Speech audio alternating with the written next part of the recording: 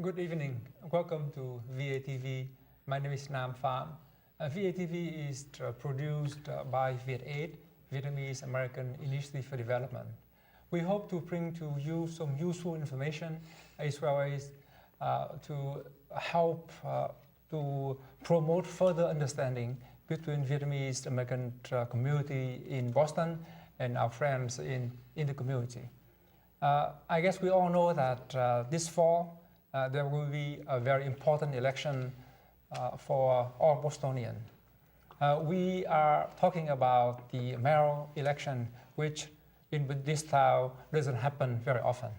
So we have invited all the candidates to come to share with us their views, their stories. And this week we are very fortunate to have Councillor Felix Arroyo. Councillor, thank you so much. It's an honor to have you. Thank you, Nuli. Thank you. Our show is live every Wednesday evening, so you can call in and give us some questions, your thought. The number to call in is 617-708-3290. You can also catch us on different dates during the week, on Sunday at 5 p.m., Monday at 1 p.m., and Tuesday at 11 a.m. Or you can also watch us online or on YouTube. Please visit www.viet8.org for our show and other information about our community. Again, welcome.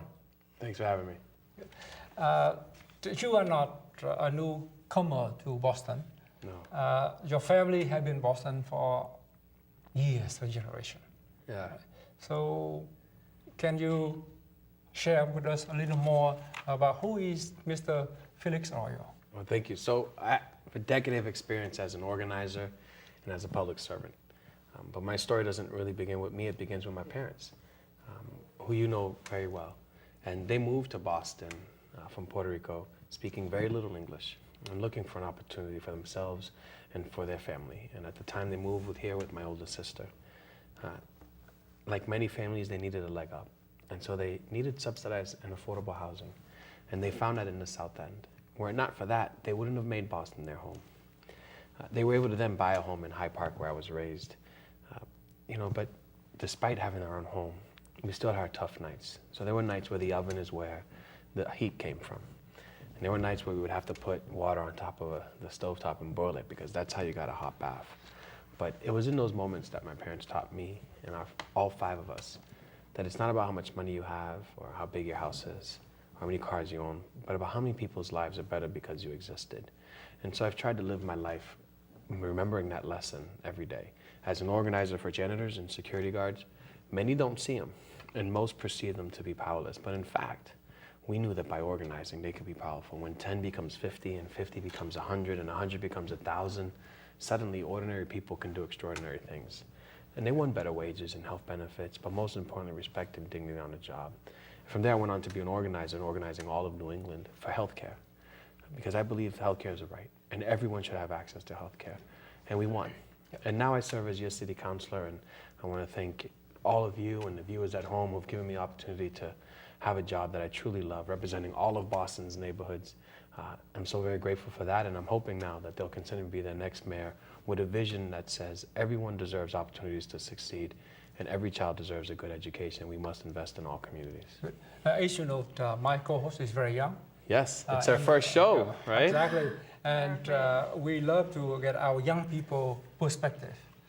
So I was asked, if you have a question you'd like to ask. Nuli, and how old are you, Nuli?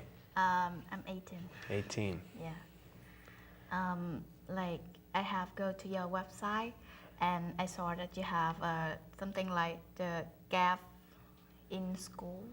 The achievement gap? Yeah. Oh, sure. So we recently released a plan around how do we close the achievement gap in our schools. For the viewer at home, the achievement gap is that students of color and low-income students perform much less than worse in school than their counterparts in the same classroom with the same teachers. So our plan on closing the achievement gap, it's a 15-page plan that if someone wants to go to forwardwithfelix.com, they can get the entire plan that we put out on how to do it, and I'm glad you asked about it. And very quickly, it's early childhood education, pre-K, universal pre-K for all students. So if you want your child in a pre-K seat, then they get a seat. 2 adults in the classroom in the early years, because we know up until 3rd grade a child is learning how to read. And from 3rd grade, they're reading to learn. Right? So we have got to focus on those years, because if they pass 3rd grade without reading at level, the rest of the time in school, they're going to be behind. Extend the school day to bring arts, theater, music, sports, phys ed I like that. into every school. So now every student gets it. And then I think it's time to change the curriculum in our schools so that we have science, technology, engineering, math introduced to all of our students. That's the #1 industry now in Boston. We have got to prepare them for that so that they can go out and get good jobs and maybe create new jobs. Civics, so that they know that they can in fact change the direction of our city. Financial literacy, so that they know what for instance, if you go to a high school and you say, would you like to own a home one day? They all raise their hand and say yes. But if you ask them, what's a credit score? They don't all raise their hand. You need those basic information to make it and to live those dreams. And then the last class, I think, has to be a requirement in our schools is around college readiness and preparedness. You have to apply for college.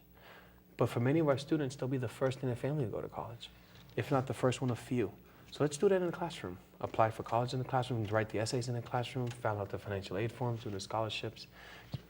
No, it's very personal to me. My mom is a Boston Public School teacher. My wife is a Boston Public School teacher. My sister is a Boston Public School teacher.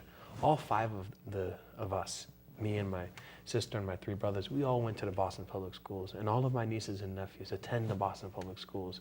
Those schools have to work. For our families and for many families, it's not an option, it's the option. And we have got to give them a first-class education. It's also very important for our Vietnamese viewer to know you a little bit. So if you don't mind, you would take a couple of minutes to summarize Sure, of absolutely. your story. Kính thưa quý vị, thì nếu mà quý vị theo dõi phần đầu thì quý vị biết là chúng tôi cố gắng đem những cái thông tin về những cái cuộc bầu cử, đặc biệt là cuộc bầu cử thị trưởng sắp xảy ra tại Boston cho bà con mình biết rõ những cái ứng cử viên này. Thì hiện giờ có 12 ứng cử viên và một trong những người ứng cử viên chúng tôi đang phỏng vấn hôm nay là ông Felix Arroyo. Ông đã từng là cái nghị viên của Hội đồng thành phố. Ông là người gốc Puerto Rican, đã làm việc rất là nhiều công việc khác nhau, từ những công việc tổ chức nghiệp đoàn, công việc lao động, và gia đình của ông ta từ mẹ cho đến chị em đều là những cái người dạy học chuyên về vấn đề giáo dục. Và một trong những cái cô Quỳnh Như vừa hỏi là trong cái trang nhà của ông Felix Arroyo có một cái kế hoạch để mà cải tổ cái nền giáo dục tại các trường công lập của Boston. Thì một trong những vài điều mà ông ta đưa ra, cái chương trình này đến 15 trang, thành ra nếu quý vị muốn tìm hiểu thêm thì quý vị có thể vào cái trang nhà của ông ta để đọc thêm. Nhưng mà ông ta có cho biết là một trong những cái điều mà ông ta rất là quan tâm là cái việc mà các con em của những cái người dân tộc thiểu số đều có nói chung là học không có được thành quả nhiều như là những cái người da trắng, và ông ta đề nghị là cái giờ học hàng ngày phải được nhiều hơn, dài hơn, và có thêm những cái chương trình để giúp đỡ các em, cũng như các chương trình học nhạc, học thể thao. I have to ask you this question regarding education. Sure. Especially for people who came from a different culture, speaking different language. In Boston public school system, in the old days, there's something called bilingual education, and it was done away with. However, we still have students who may need help in English. Yeah. So what is your view on bilingual education, or is there something else we can do to help students who are still learning English to achieve better? Yeah, I'm a very strong supporter of bilingual education, and sadly, due to an election that happened, it was done away with. You know, funny that Boston voted overwhelmingly to keep bilingual education, but because it was a statewide vote, we lost it as well. You know, the idea that someone can come to our city, much like my parents did, not speaking English, have to send their children to our public schools, but then can't receive services for that child, I believe can immediately put them behind. We have got to offer options for our English language learners. more than 50% of the students, almost 50% of the students in the Boston Public Schools speak a language that's not English at home. Almost 50%. So I believe now we should push for more what we call dual language schools. And the schools that teach in 2 languages, one very good example of it is the Hernandez School. We taped the show in Eggleston Square, and right down the street is the Hernandez School, maybe 3 blocks from here. It's a dual language school, English and Spanish. So part of the time they're in English, part of the time they're in Spanish. And every student graduates bilingual in both languages. What we found is not only do parents whose children speak Spanish want their children to go there, monolingual children who only speak English want to go there as well because they graduate learning both languages. And it's a waiting list a mile long to get into that school. Well, I believe that we know certain segments of the city where certain populations live. So for instance, in Field Corner, we know there's a very large Vietnamese community. In Chinatown, clearly there's a large Chinese community. In Mattapan, there's a large Haitian Creole and French-speaking community. We know that in Uplands Corner, there's a large Cape Verdean and Portuguese-speaking community. We should have dual language schools in all those communities. And what you will find is that not only will the Vietnamese children go to a school that teaches both in Vietnamese and English, you will find that a lot of monolingual families will want their students to go there so that when they graduate, they're bilingual, and therefore when they're older, they're also more employable. Maybe you can tóm tắt một số tiếng Việt cho bà con. Dạ. Kính thưa quý vị, thì hồi nãy theo anh Nam Phạm đã hỏi thì anh Nam hỏi là giống như ngày trước thì ở Boston mình có một số cái chương trình trường học dạy theo 2 ngôn ngữ thì nhưng mà sau một thời gian sau này thì những trường học đó bị giảm bớt đúng không anh? Không còn nữa. Dạ. Thì ông Felix đã trả lời rằng là ông Felix là một người ủng hộ mạnh về cái vấn đề mà trường học dạy song ngữ, nhưng mà đáng tiếc là trong những cái cuộc bầu cử để giống như là bỏ phiếu để quyết định là sẽ giữ những cái trường học đó hay không, thì cái quyết định được đưa ra là những trường học như vậy không được duy trì nữa. Thì nhưng mà ông Felix vẫn cảm thấy là những trường học như vậy vẫn tốt hơn. Ông vẫn muốn để xây dựng nhiều trường học hơn như vậy, để không những là những đứa trẻ mà đến từ những quốc gia khác có thể học tập tốt hơn, để có thể từ từ thích nghi với môi trường học tập tại đây, mà giống như những gia đình da trắng hoặc là những gia đình có con em không nói cái ngôn ngữ đó vẫn muốn học vào những ngôi trường đó. Tại vì theo ông thì những đứa trẻ tốt nghiệp từ những trường đó chẳng những có thể nói được tiếng Anh mà có thể nói được cái ngôn ngữ mà ngôi trường đó dạy. Rồi rất là tốt cho mọi người, cho những người không biết tiếng Anh cũng như những người biết tiếng Anh. We know that you are Puerto Rican. Yes. And we know that you are also a U.S. citizen. Yes. But some people in the U.S. think that Puerto Ricans are not U.S. citizens. Yeah. And I remember during the last All-Star ball game, we have Anthony, the singer, very famous singer, who is a Puerto Rican. Yeah. Who sung the national anthem. Yes. And we seen a few comment, actually a lot of comment, saying that how come you have a non-U.S. citizen sing the national anthem? Yes. So he's one of, I guess, a candidate, a person of color. Yeah. And especially is a Puerto Rican. Yeah. How would you respond to those people? Just a matter of fact, all Puerto Ricans are United States citizens and very proud American citizens, and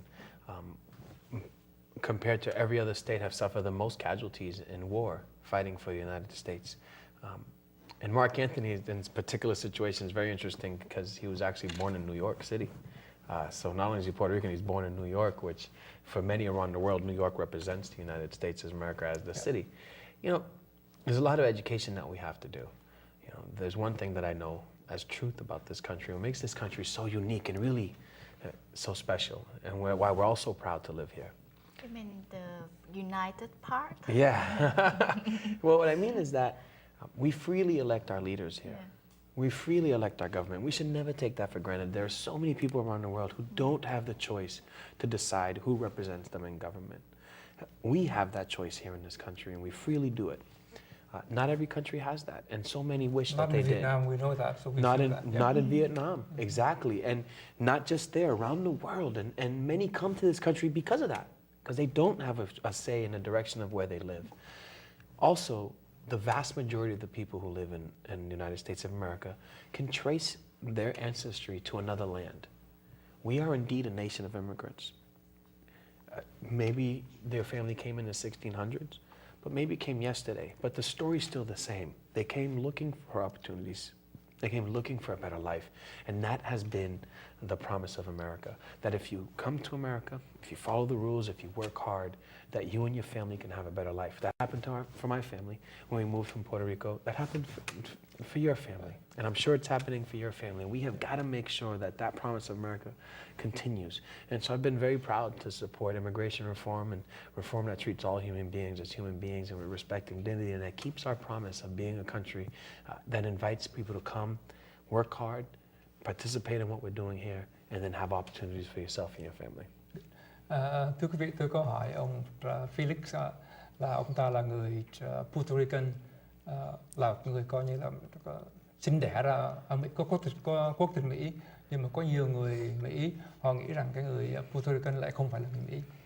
Thì ông ta cho biết là đó là một cái điều hay về nước Mỹ, là một cái quốc gia có nhiều dân tộc khác đến đây, và đặc biệt là ở Mỹ thì ngoài cái sự kiện là cái người Puerto Rican là cái người đã, ai cũng là công dân Hoa Kỳ và đã hy sinh rất nhiều trong cái Thế chiến thứ hai, thì nước Mỹ có chế độ dân chủ, ai cũng có thể quyền chọn lựa cái chính phủ của mình, và một cái nước, cái tên của nước Mỹ là một nước mình gọi là thống nhất, United, thì đây là một cái cơ hội mà không phải ở cái quốc gia nào cũng có, không phải dân tộc nào cũng được tự do chọn lựa người lãnh đạo của mình. Và tôi cũng nói đùa là bên Việt Nam mình cũng vậy, Việt Nam mình đâu có được chọn lựa đâu.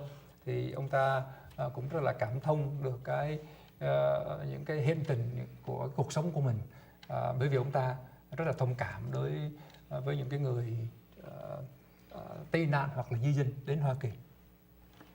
So, how about your vision for Boston?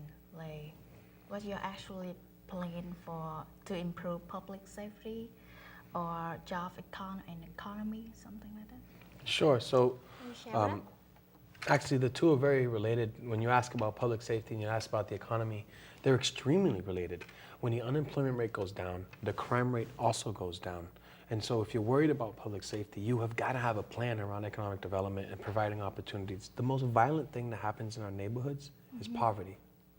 We have to have a plan to end the cycle of poverty. And I have one. The city of Boston today, we have $1 billion invested in banks. They do our payroll, they hold our deposits, but it's $1 billion, which is a lot of money. But we don't know if those banks lend to the small businesses in our neighborhoods. We don't know if they lend to people who want to buy homes in our neighborhoods. We don't know if they refinance loans so that the people paying 12, 13, 14% interest rate on their loans today can pay the 4% that the market's calling for. The difference between 12 and 4% is foreclosure for many people. We don't know if they hire Bostonians. We don't even know if they have branches in our neighborhoods. That's not okay. They have $1 billion of our money. And so when mayor, I'll enact legislation that I wrote called Invest in Boston that says they will tell us exactly what they're doing in our neighborhoods. And the financial institution that's doing the most work in our neighborhoods, that's helping create the most jobs, that's helping create the most businesses and provide more homeownership opportunities, we will do business with them. And we will only invest in banks that invest in Boston. And I think that can help turn all of our neighborhoods around. Boston is one of the richest cities in this country. But we know that prosperity doesn't reach every neighborhood. This plan will help make that reach every neighborhood. That's the long-term solution for economic development and for public safety. But what's the short-term solution? We need to create safe havens in our neighborhoods right now where young people can be and be safe. We also have got to go back to community policing. The idea that police walk into neighborhoods, bicycle in neighborhoods, and create relationships with the community. That happens by intention. We also have to make sure that our police department is diverse and represents the neighborhoods that they serve and represents our city, both at the level of patrol officer all the way up to leadership. And I think by doing those things, creating community and then focusing on economic development, you'll see both short-term gains in public safety and long-term gains. Kính thưa quý vị, câu hỏi của chúng tôi vừa rồi là ông ta có cái viễn kiến gì về chỗ Boston, đặc biệt là thí dụ như vấn đề an ninh công cộng hoặc vấn đề phát triển kinh tế. Thì ông ta cho biết là cái thành phố Boston là một trong thành phố giàu nhất, nhưng mà cái sự thịnh vượng không được chia sẻ đồng đều. Và ông ta có một kế hoạch rất là cụ thể. Hiện giờ thành phố Boston có khoảng 1 tỷ đô la hàng năm và có thể dùng cái tiền này để khuyến khích các ngân hàng đầu tư thêm vào cộng đồng, cũng như là cho người ta vay tiền để mua nhà, để cho người ta vay tiền để làm ăn. Và cái vấn đề mà an ninh công cộng rất là quan trọng. Ông ta tin rằng nếu mà chúng ta có những người cảnh sát đi xe đạp, đi bộ, cảnh sát cộng đồng tại các khu phố thì vấn đề an ninh nó cũng sẽ được cải thiện hơn. We have about 1 minute left. Okay. Yeah, this is a tough question. What would you do? What can you do for Vietnamese community or other communities around Dorchester? You know what I find? The needs and desires of the Vietnamese community are not much different than the needs and desires of most people who live in this city. You want to live in safe and affordable neighborhoods. You want to send your children to very good schools and allow them to have a good education. You want a job. And you want a job that pays well, a good job, so that maybe you don't have to work 2 or 3 jobs anymore and you could work one and spend time with your family. And then above all else, you want opportunities. You want access to opportunities.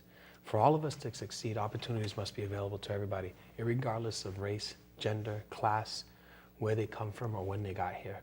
It is not okay to leave anybody behind, especially by design. We must end that cycle of poverty. That's what my commitment is. And I know that those are not only the wants and desires of the Vietnamese community. In fact, those are the wants and desires of the people who live in this city. And as mayor, that's exactly what I'll be focused on. It's wonderful. Councillor Arroyo, thank you so much. Thank you. It's an honor and pleasure to have you here. Thank you you. for being You did here. excellent on your first day, you know. Thank you. Yeah, thank you so much for watching VATV. We hope you will tune in again so we can share with you the views and the story of other mayoral candidates for Boston. Thank you.